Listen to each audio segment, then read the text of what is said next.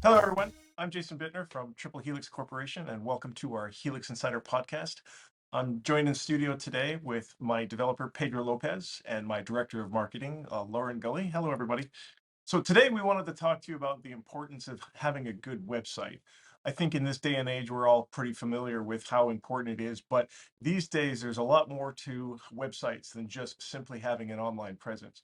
And we know here at Triple Helix that having a good website is a good indicator of how your company's performing, how you look to the outside world, and the importance of having a fresh looking website that's modern and up to date. Make sure that your audience and your customers are looking at you as a company that is progressive and actually modern. So what I wanted to do today was talk to my team here about some of the things that we understand that represent good websites. And so, Pedro, I want to start with you on what we call user experience or experience design. Talk to some of our listeners about what that means. So that's essentially what it means is having a user have a positive experience, like when they're visiting a website or a system, right? Uh, they want to be able to have usability, meaning they want to be able to navigate and find the things that they're supposed to find. Get access to the information that someone's trying to convey with the website. Uh, it needs to be accessible by everybody.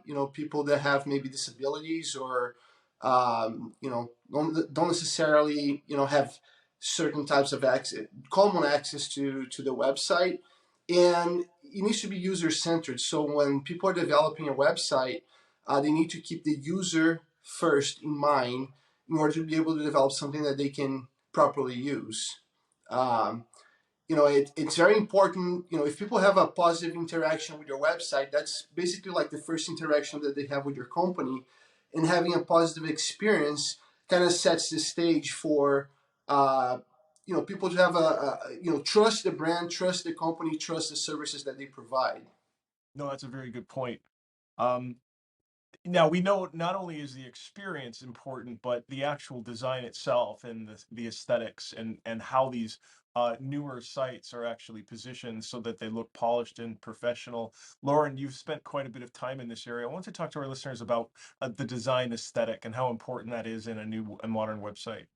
Yeah, absolutely, Jason. So I have seen our development team and others in the marketing industry work on a variety of different websites over the years. And, if you look at a website that was created, many years ago versus a website that was created today, there's a lot of noticeable differences. And like Pedro was speaking to user experience, the way you lay a website out and design a website, the different elements you include, the different pages you include, all plays into that user experience.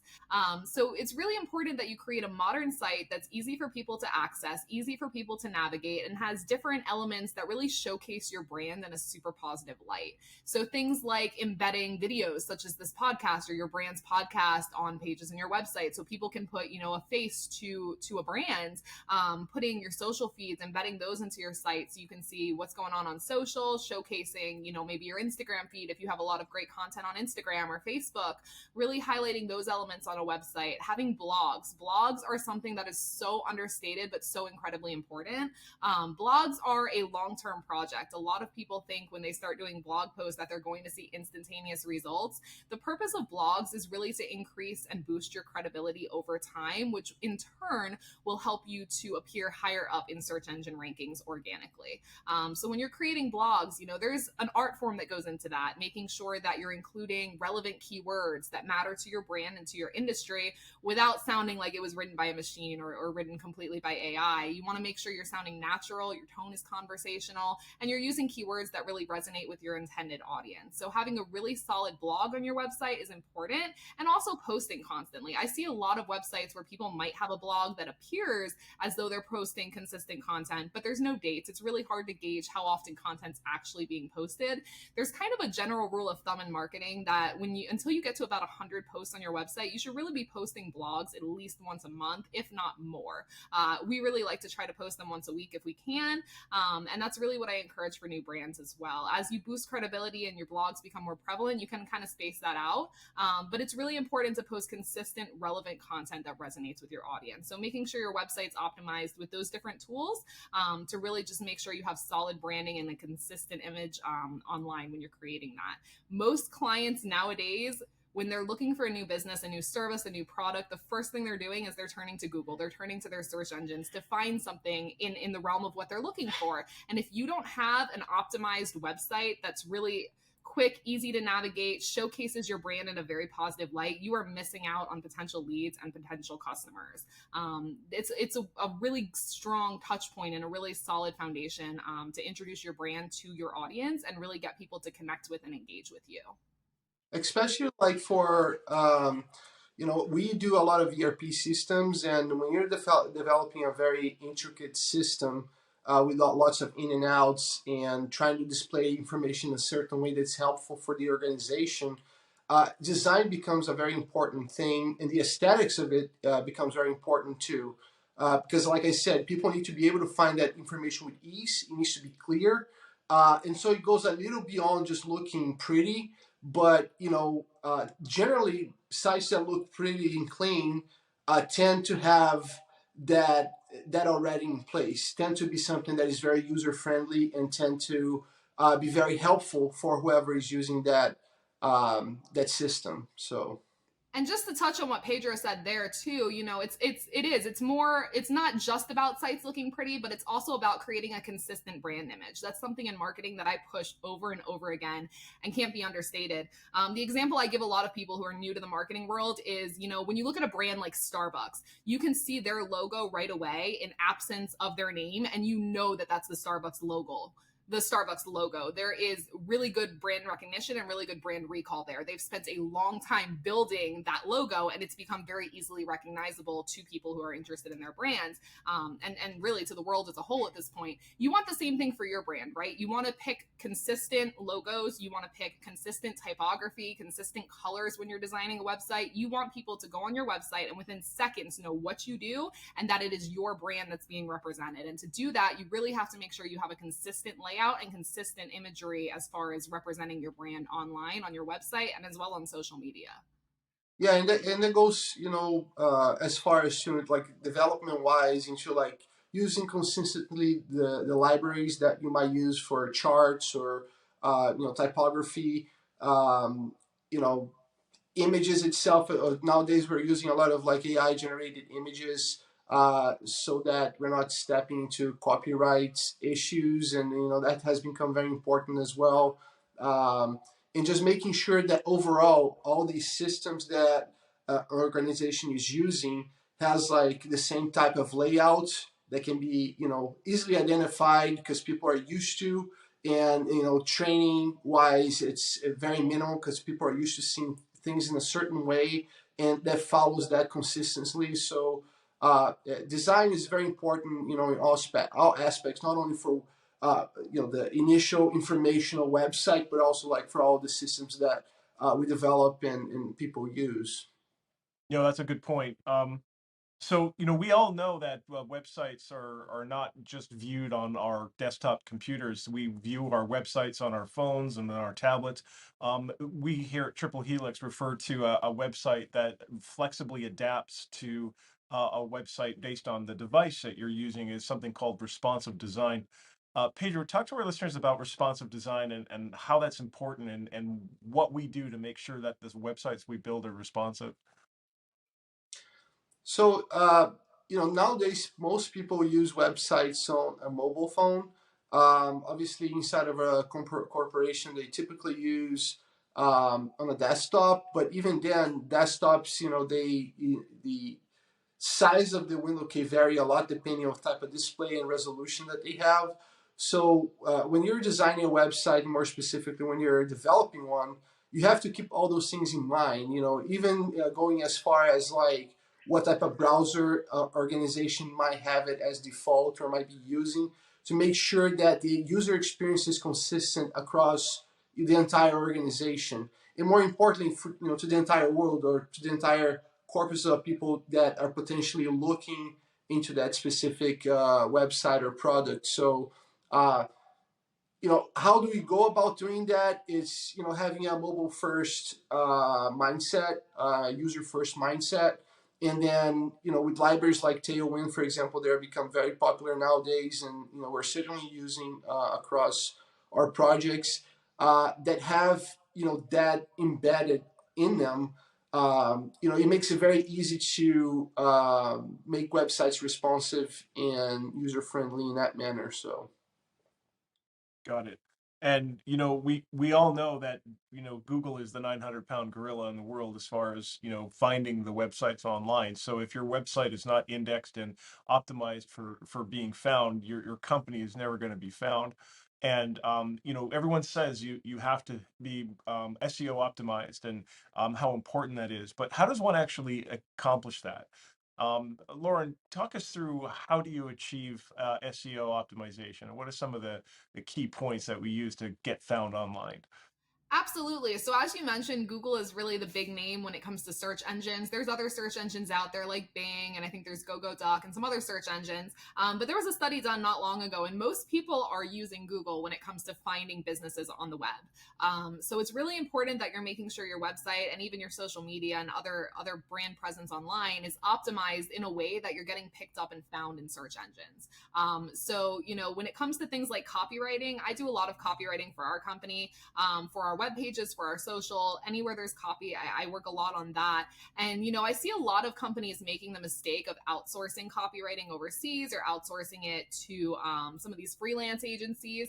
And I can't stress enough, you really get what you pay for when it comes to copywriting. There is so much to be said about solid, well-written copy. And it, like I've mentioned previously when I was discussing blog posts, it's almost like an art form. You really have to craft your copy in a way that it's persuasive, it's compelling, it resonates with your intended audience, and it gets you the results that you want. So one of the first things that I look at when I'm crafting copy, and I think this goes for most marketing professionals, is your demographic, right? Who is your intended audience? So many brands and businesses are very quick to jump into getting a website up and running, getting social media accounts up and running. They don't take the time to really do competitor analysis and research into their industry and who their competitors are, who their intended audience is. Knowing who you're marketing to is absolutely critical when it comes to things like crafting your copy, selecting images for your website. You want to think, who is your intended audience, and what is it that person or those people would be searching for? And you want to make sure you're choosing copy and images that would resonate with that audience. So going through pages, one by one, I always tell people, fine tune what you're looking at. Go with a fine tooth comb over each page of your website individually and really make sure one page is optimized before moving on to the next. It's very easy to become overwhelmed when you're looking at a website as a whole, particularly if it has a lot of pages. So just break it down, go through the site literally piece by piece, and go through your SEO that way. If you're building a site on applications like WordPress has really great plugins that you can use to check your SEO optimization as well as your readability. So gauging content, there's two factors that go into play that will affect your rankings on Google: readability and your SEO. How well optimized is the copy that you have? So you want it to be easy to read, you want it to be grammatically correct, spelling correct, all the things that you would expect from good copy. And you also want to make sure you're using relevant keywords, things that are relevant to your audience and to your brand. So using plugins for WordPress like Yoast are tools that can help you streamline that process, go through the copy that you write, whether it's for a blog or it's for a landing page, and really kind of pick out different elements that you can improve upon to boost that SEO and that readability in the copy that you're writing. As I mentioned earlier as well, consistent, relevant posting schedule. That cannot be stressed enough, right? So making sure you're posting to your blog or updating your content on your web pages frequently, and making sure that it's relevant for your brand. Really just making sure you're using all of those SEO best practices, lots of keyword research, optimized content. You do all of those things, you're setting yourself up for pretty good success, right? So over time, the length of time that your website's been up and running, the length of time that you've been posting that relevant, consistent content is all going to play into account when it comes to boosting your credibility on search engines like Google. You'll improve your visibility, you'll boost your organic traffic, and over time, your ranking will increase, so that you guys are, ideally on the first page of Google, if not in the top 5. That's all very, very good. So I would be remiss if we didn't actually talk about what we've actually been doing out there. And so, Pedro, why don't you share with our listeners a story about some recent work we've done on the web? We at Triple Helix do traditional website design, and I would love to hear about a recent project that you've worked on and what that looked like. Yeah, I mean, there's one comes to mind. There's quite a few actually, but you know, first and foremost, our own website. We are currently redesigning our entire website, and we're keeping all those things in mind. Readability, users, and we are essentially making sure that the information is properly displayed and their users can get to it. And we're kind of like giving a new feel, a fresh look to our website in that sense. But there's also a lot of the websites that we do. They're purely informational. Tend to be WordPress websites, and they come. Usually, those websites have a very old design because they have a very outdated WordPress version, and so it becomes very important to give them a new look, even though they might be using a newer version of WordPress. It kind of, a lot of those companies kind of let go a little bit of their branding, and so branding becomes the first thing that we work on. Establishing colors for the company, making sure that we're following those, according to maybe the logo, giving them the option to redesign their logo, bring it more up to date to modern times. A lot of companies, they are very attached to their logos, even though there might be an old looking logo. And so, and that's fine. We can work with that, but it's very important to, bring those to the current times. And then obviously just working throughout all the information on the website and making sure that we tailor everything for the user experience. Have that as the center and not just having like the typical layout of a website. Kind of thinking through what the user wants to see and how it's best served the user that's navigating through the page or seeing the information for the first time. And using high quality images and copies, and so those things become altogether very important, and make sure the site is accessible by everyone. No, that's a very good point. So I think we're kind of getting close to the end of our time for this podcast. So I'd like to uh, get some closing thoughts from both of you. Back to you, Lauren, with some final thoughts and feedback for our listeners. Yeah, absolutely. So one of the things that I feel like I've been stressing it over and over again in this podcast is just consistency, right? So posting consistent content, making sure your website is optimized and consistently optimized across your various pages. But also website design is ever changing, right? New trends are constantly emerging. The digital landscape is constantly changing. So it's not, you build a site, you get it up and running, and then you're done. It's something that you constantly have to be checking in on, constantly updating your copy, updating your images, making sure that it stays relevant because things do change. So just making sure you're prioritizing that, constantly checking in, prioritizing, like we talked about, user experience, making sure it's responsive across multiple devices, because the reality is a lot of people do view websites on mobile phones, they view them on tablets. And if your site isn't optimized across those devices, you're missing out on that audience. Someone's going to go to a website, they're going to get frustrated, it's not loading properly, the elements don't look right, they can't read it, and they're going to bounce. So making sure your site's responsive and optimized across those devices, and really prioritizing SEO. SEO cannot be emphasized enough. Making sure you have good SEO across your website as a whole, on your individual pages, that's really going to bring you the results that you want to see over time.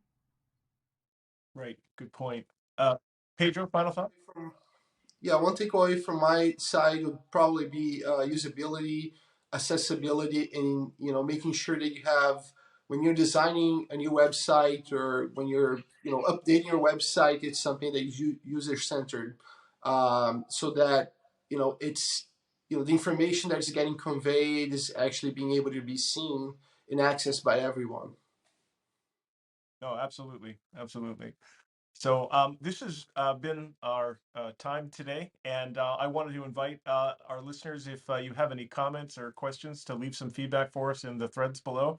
And if you have any questions for us, or if you'd like us to have a look at your website and give you some ideas of how you can produce and create a new website, we'd be very happy to work with you.